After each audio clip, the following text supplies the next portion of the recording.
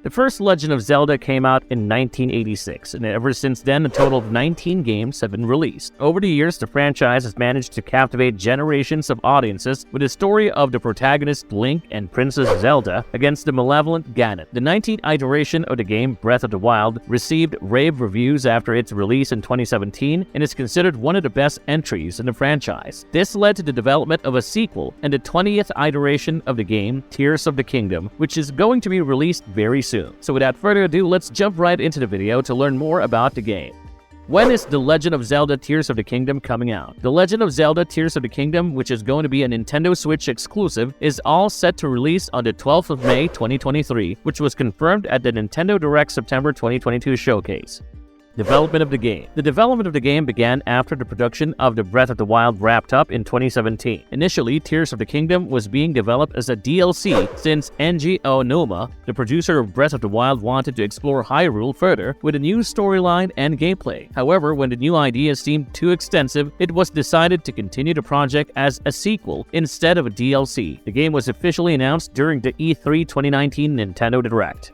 Setting and plot of the game. Currently, there isn't much information available about the game's storyline. However, based on the limited footage we've seen, it seems like Ganon's lifeless body has resurfaced from underneath Hyrule Castle, and the malicious energy is beginning to spread once more. Going by the trailer, the game seems to have a darker overtone compared to its predecessor, where we come across Zelda and Link in dark dungeons. But the game also manages to balance it with bright lightness as Link makes his way from one levitating island to another. The game is set in the same world of Hyrule as its prequel, and this time around will allow the players to explore the world vertically as Link can move between levitating islands and dungeons.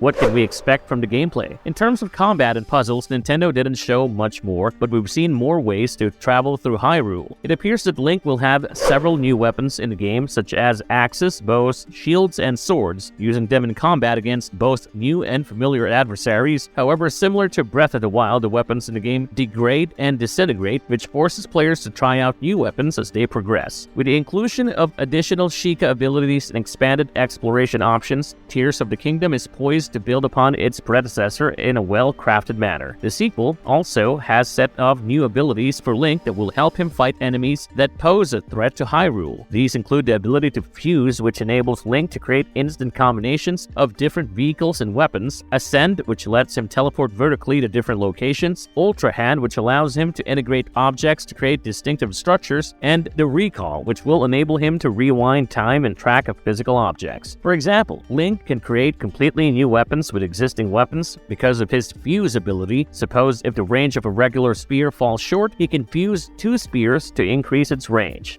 New vehicles for Link. Link will predominantly travel using his horse and paraglider, similar to the prequel. Still, in the new game, Link has a few more rides at his disposal, including a hot air balloon, an open-air car, and a hovercraft resembling a drone. Link is able to create these vehicles using his Ultra Hand ability discussed earlier.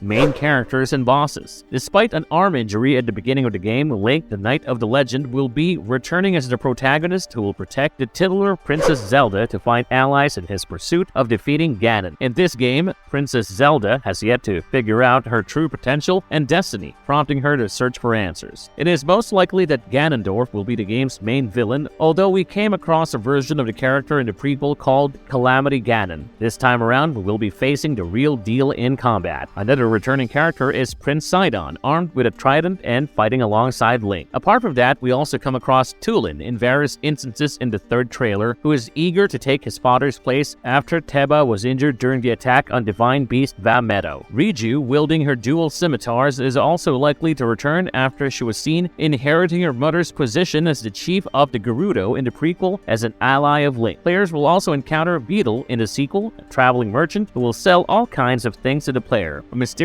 elf woman also appears in the third trailer, which is a new character and only a little is known about her. According to some speculations, we will get to see the Zonai, a tribe of ancient barbarians in the new game, who, although mentioned in the previous game, were nowhere to be seen. Marvelous verdict. Although information about the game is limited, with the game set to explore Hyrule in a new light, and with so many new updates, it is easy to predict that the game will be a blast to play when it releases. If you enjoyed this video, please like and share this video, and for more exciting videos, please subscribe to our channel.